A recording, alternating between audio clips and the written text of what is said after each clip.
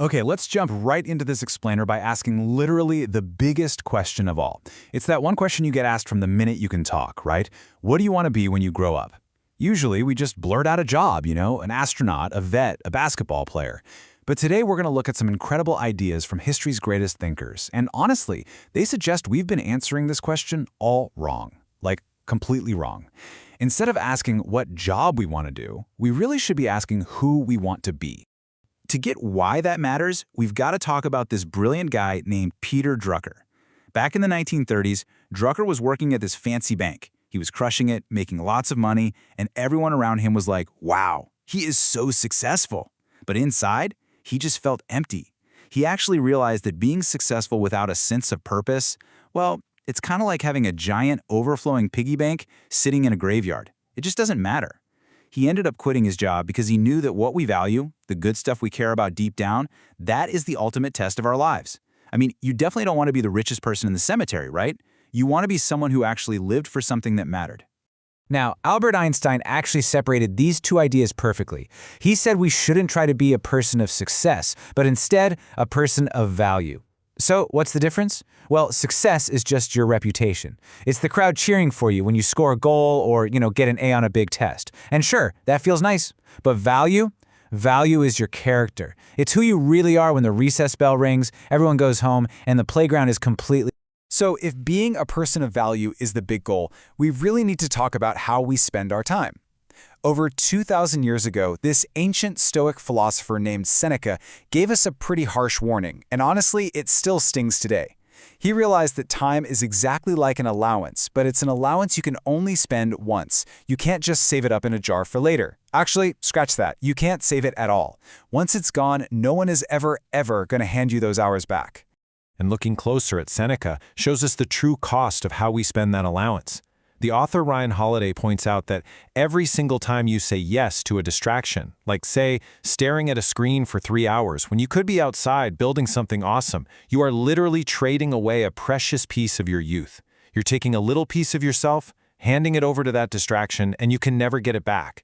That makes your time the absolute most valuable treasure you have. Okay, so how do we protect that treasure? Well, to spend our time wisely, the Stoics practice this thing called kosmiotis. Yeah, it's a super big, fancy, ancient word, but it literally just means orderliness. Think of it as the ancient wisdom of saying you have to clean your messy room before you can truly play. I mean, if your room is a total disaster and you can't even find your favorite action figure, you can't really have fun, right? The exact same thing goes for your mind. You have to organize your thoughts and your life to make space so you can actually focus and find some peace. Now, adults usually call this mental clutter cognitive load.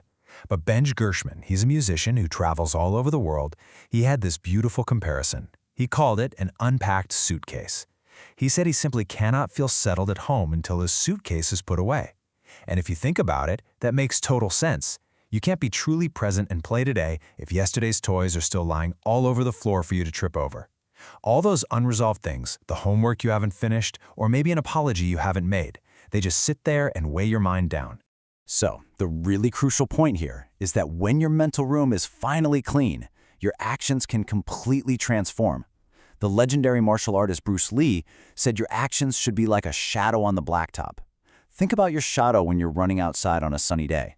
It doesn't stay stuck where you were a minute ago, right? It moves perfectly in the present moment, totally in sync, without lagging behind. When you clear away the clutter in your head, you can move exactly like that shadow, fully alive, right here, right now. And this mental clarity is exactly what basketball star Bam Adebayo relies on.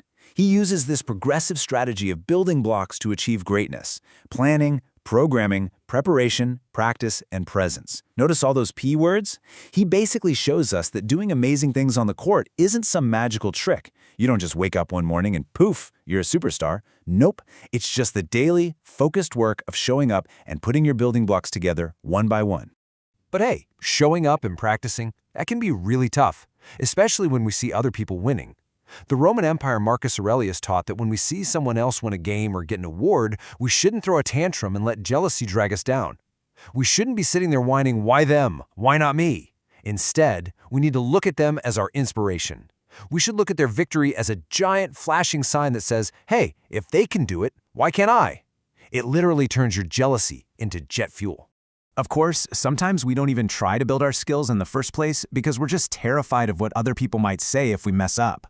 If you are ever afraid to try because of this imaginary audience pointing and laughing at you, you've got to remember this fantastic quote from Ethel Barrett. She reminds us that everyone else is far too busy worrying about their own sandcastles to judge yours. Seriously, they're totally stressed out about their own messy rooms and their own piggy banks. So just stop worrying about them and start building. And what exactly are we building here? We're building a legacy. Now hold on. A legacy isn't just a boring history book collecting dust on a library shelf. It's actually a giant, thrilling relay race across time. Think about it. The Roman philosopher Cato tried to build a fair world. Then, hundreds of years later, George Washington studied Cato and grabbed the baton. And now, that baton gets passed to us. We literally get to pick our heroes from history and carry their unfinished work forward into the future. Nelson Mandela once said that the time to do the right thing is always right now. Not tomorrow, not just when you feel like it, right now. And this really famous poem by John McCrae shows that history is simply the act of passing a glowing torch to the next runner. The people who came before us are tossing that torch to you and me. Our only job is to catch it, hold on tight, and hold it as high as we possibly can. But listen, we definitely can't carry that torch all by ourselves. We keep that historical torch lit by working as a team. The famous carmaker Henry Ford broke this down into 3 super simple steps. Coming together, that's how we start. Sticking together when things get really tough, that's how we make progress. But actually working together, like helping each other carry the heavy stuff, that is true success. That is exactly how we pass the world on better than we found it. So what's the invisible string that keeps all of us runners connected in this giant relay race? The writer Leo Tolstoy and modern author Ryan Holiday remind us that the string connecting us is absolutely not fear. Fear makes us hide, it poisons our relationships, and honestly, it just makes us selfish. The string that truly connects us is love. Love is the part of us that creates. It's what makes you reach out to help a teammate up when they fall down. And really, it's the only piece of us that is truly eternal. But here is the catch, and it's a big one. Having all these grand, beautiful ideas about giant piggy banks, cleaning our mental rooms, and catching flaming torches from history, it doesn't mean a single thing unless you take action. The famous basketball coach John Wooden summed it up perfectly in just a few words. Nothing will work unless you do. You actually have to step onto the court. You actually have to pack away the suitcase. You have to do the work. Which brings us right back to the ultimate question. You have an allowance of time. You are already trading away pieces of your precious youth, your precious life, every single day. So as you look at your own metaphorical toy box, ask yourself, are you leaving your pieces with the distractions that don't matter?